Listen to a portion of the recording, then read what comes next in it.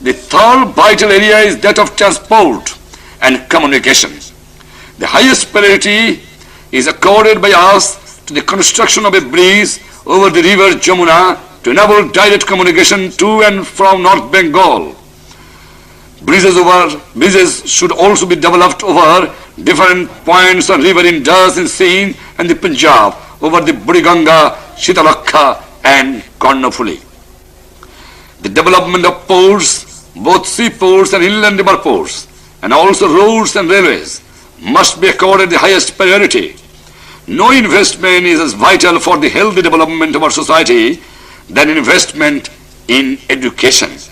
It is an alarming fact the number of primary schools in Bengal has declined since 1947.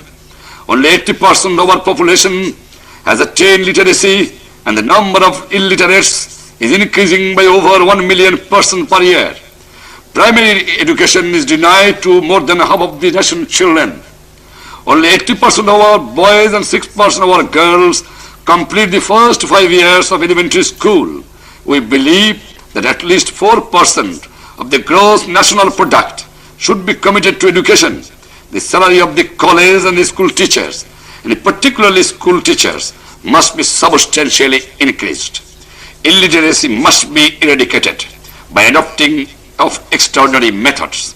A crash program must be launched to extend free compulsory primary education to all children within 5 years.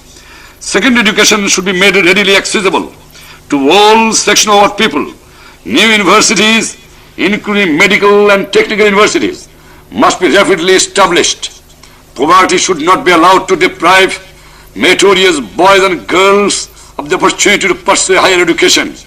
Immediate steps should be taken to ensure that Bengali and Urdu should replace English in all walks of life, while every effort should be made to encourage the development of regional languages. Turning to the problem of the cities, we find low-income groups living in subhuman condition. The so-called improvement trust have been busy developing luxurious residential areas for the wealthy, while the poor have been left to fend for themselves. Future urban development must concentrate on providing for the needs of the poor majority of the city dwellers. Low-cost urban housing must be accorded the highest priority. In the field of health, even a minimum measures of medical relief is denied to over 90% of our population. Immediate measures should be undertaken to establish a rural medical center and every union and a hospital at every Thana headquarters. National service in the rural areas should be introduced for medical graduates, and para-medical personnel must be trained in large number to establish the rural health centers. Industrial workers play as vital a role in the economy as in the people's struggle. Their basic rights to form trade unions, to bargain collectively, and to strike must be granted. A living wage and the basic amenities such as housing, education, medical care for themselves and their children must be assured. All labor laws which restrict the basic rights of workers must be repealed.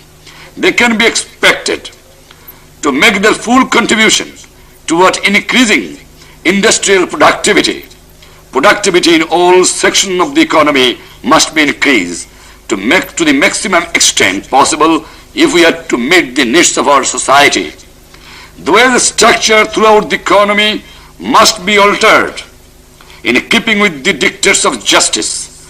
Price stabilization measure must be adopted to protect the real wages of the workers and low-paid employees against spiraling inflation.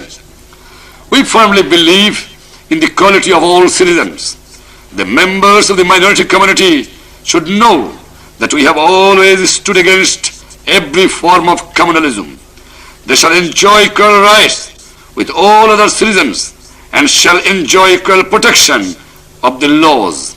Every effort must be made to develop our tribal areas so that these areas can be fully integrated with other areas and the tribal people are able to enjoy equal opportunities with other citizens in all walks of life. Our brothers in the Chittagong Hill Tracts, in the offshore islands and the coastal areas require special assistance to develop their latent resources in order to enable them to play their rightful part in our national life. Muhajirs should be integrated into a national life so that they may become assimilated with the local people and thus enjoy equal rights and opportunity with them in all walks of life. I must repudiate once and for all the false propaganda that Islam is endangered by 6-point formula or our economic program. Nothing which promotes justice between region and region and a man can be opposed to Islam.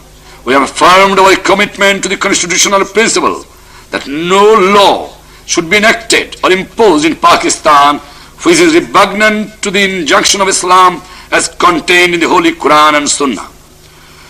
To turn to the important area of foreign policy, we believe it is imperative for us to avoid involvement in global power conflicts. We must therefore pursue a truly independent, non-aligned foreign policy. We are committed to the immediate withdrawal from Seattle, CENTO, and all other military pacts, and to avoid any such involvements in the future. We support the struggle of the oppressed people of the world against imperialism, colonialism, and apartheid, in keeping with the principle friendship for all and malice towards none. We believe in peaceful coexistence with all states, in particular our neighbors. We believe that normalization of our relations with our neighbors would be the best advantage of our people. We therefore attach the highest importance to the settlement of our outstanding disputes. We have emphasized the importance of a just settlement of the Kashmir dispute in accordance with the United Nations resolutions. The threat of grave and permanent damage of the economy of Bengal posed by the completion of the Farah Barrage must be immediately met. Every effort must be made for the just solution of this problem without further delay.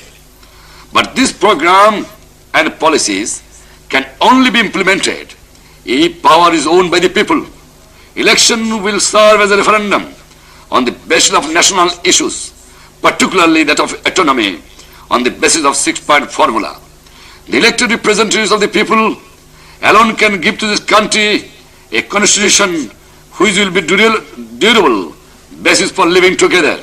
It is for this reason that we have repeatedly pointed out that restrictions sought to be imposed on the constitution-making powers of the elected representatives of the people are not legitimate.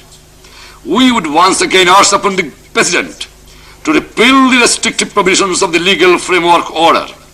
It also helped to create conditions congenial for restoration of democracy if all pending cases warrants against the political workers, students and laborers arise out of the political activities and of the last year's mass observes are withdrawn. All sentences imposed in such cases are commuted. All political prisoners detained without trial should also be released.